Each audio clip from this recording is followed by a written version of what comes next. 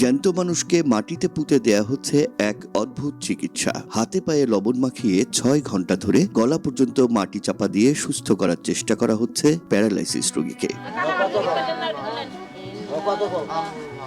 রোগীকে মাটিতে পুঁতে রেখে এমন অদ্ভুত চিকিৎসার ঘটনা ঘটেছে বগুড়ার সারিয়াকান্দি উপজেলায়। বাতাস লাগলে তো আমরা এই মাটির মধ্যে এক গলা গাঁথা করে পুঁতে তুই আবার বেশি বেশি ভাত গাছ করে উপজেলা সদর থেকে মাত্র ২ কিলোমিটার দূরে যমুনা তীরবর্তী গ্রামটির বাসিন্দারা দাবি করেন এমন চিকিৎসা এর আগেও করা হয়েছে এই এলাকায়। প্যারালাইসিস রোগের চিকিৎসায় ডাক্তারদের প্রতি মোটেও আস্থা নেই তাদের, তাই চলে এমন উদ্ভট চিকিৎসা। ডাক্তার কাছে ওটা পঙ্গু, ওটা মরা, ওটা একবারে ফেলে দেওয়ান ওই রোগী। ওই রোগীকে আর দিন জানি ভরা বাঁচার পাবেন না। দিন কয়েক আগে হঠাৎ করেই বাম হাত পা অবশ হয়ে যায় সত্তর্ধ ভুলু মণ্ডলের।